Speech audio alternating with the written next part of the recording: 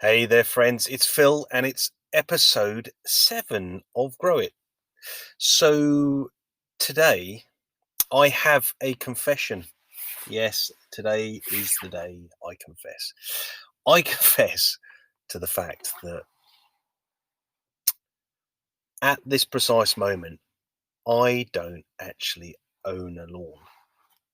At this precise moment. Now, the truth being, around about 5 years ago, we moved from London to Harrogate in North Yorkshire. And one of the things that's quite surprising on reflection, and there's many things that are on reflection actually, or in hindsight, is that one of the things that I've discovered since moving to Harrogate is a lot of the houses, a lot of the houses, whether they're big or small, a lot of the houses don't have lawns.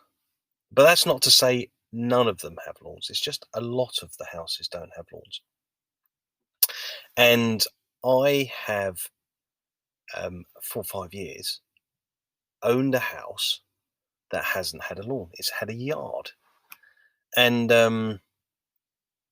yeah, I'd probably say I've been a bit puzzled by that really, not having your own lawn to look after. But the interesting thing is, it's also very true that, people that do a certain task for other people, particularly in my case, lawn care, um, it's not unusual that they don't actually have a lawn as good as the lawns they look after.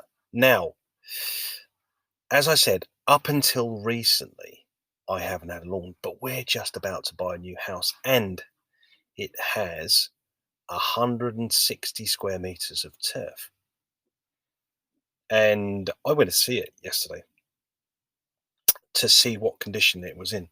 And we're now in January and the sun's pretty low and the lawn is in two halves. They say it's a tale of two halves. Is there's one half that is evidently in the sun when there is sun to be had, and then there's another section of it which is evidently in the shade and is in the dark and is cold and is not growing. But that lawn presents one of the really interesting challenges that I think a lot of us don't fully embrace, which is when you have a lawn, when do you start cutting it? Or do you stop cutting it in winter? Or when does it need cutting? And the truth is, a lawn in good condition actually needs regular lawn cutting throughout the year, with the caveat to that statement, which is when does it need cutting? If it does need cutting, it does need cutting. Now, you'll find that lots of people say historically, I say it's more of a historical thought than ever, but they used to overwinter their lawnmowers. Now, overwintering your lawnmower is actually quite a good thing to do, particularly if you don't plan to use it. But the overwintering a lawnmower is when you empty out all of the fuel from the carburetor and the fuel tank in order that the carb doesn't get stuck with stale petrol. And stale petrol is a bit of a thing at the start of the season. A lot of garden machinery companies will service lawnmowers at the start of the season because they don't start. And the reason why they don't start is mainly, mainly to do with one, the spark plugs knackered, got cold and crusty. And the other one is the carburetor is full of stale fuel. So if you take the carb and empty out the fuel, take the petrol and empty out the tank, and also take out the spark plug, the chances are you won't have any problems with that lawnmower when you put the spark plug back in and the fuel back in. It's a good thing to do. But the point I was going to make is that when do you cut the lawn and when shall I cut my new lawn? Well, the good news is you cut a lawn whenever it needs a cut and whenever you can get on the lawn. So quite often in winter, it's really sodden and wet and really, really, really, you probably make more damage than good by cutting the lawn. But There are occasions when the lawn will need a cut and actually be in the condition to be cut. The trick to it is, and here's a sort of a reference thought, is we don't own one lawnmower. We have 2 or 3 lawnmowers running at any given time. Now, the difference in the lawnmowers are we have one which is driven largely for the main season, and it's got a roller on the back, so it produces a really kind of ornamental stripy lawn. But in winter, it's pretty bad because that roller, in effect, by running that up and down the lawn, what you do is you're compacting a load of worm casts, and you'll compact the top, say 10 mil of the root zone into a harder piece of mud.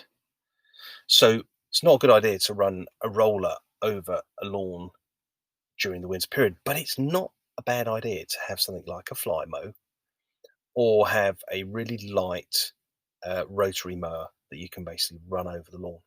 Now, how much do you cut it? Right, so a winter cut. Usually, if you're maintaining the lawn about an inch and a half, which is about 25 mil to 30 mil, and the grass grows, say, a few mil on those sunny, warmest days, all you need to do is actually clip off clip off just the top of the grass growth. So you're not going to kind of charge it down and cut it hard. You're literally going to clip it off. Now, keep in mind that that few mil is fresh, delicate grass growth, and it's really, really, really good idea to just clip off the top, and it will look beautiful. It will look beautiful. So, circling round the question again, and the opportunity is shortly I will have a brand new lawn to look after, and it's big enough to look after it and make it an absolute thing of beauty, of which is the plan. But the challenge that I've already found is I have a lawn of two halves. I have the sunnier side and I have the north facing side. This say and there's no trees, so I reckon I can get the whole thing into a good condition. But what I'm going to find is, without a shadow of a doubt, is I'm going to have to be very attentive about the feeding regime, the grass type that I put into the lawn, and how I choose to maintain the root zone. The root zone is basically where the roots grow, for reference. And the better the condition of the root zone, the better the condition of the grass. It kind of one comes before the other. Everyone thinks you feed grass. You don't. You feed roots. And one of the big things that I think I'm going to probably do, and do it fairly regularly, is I'm going to hollow tine the lawn to try and bring it to a position where the root zone warms up relatively the same during the main season, as opposed to the sunnier side being firm, compacted, and growing pretty well, and the darker side, the north facing bit, growing slightly less effectively.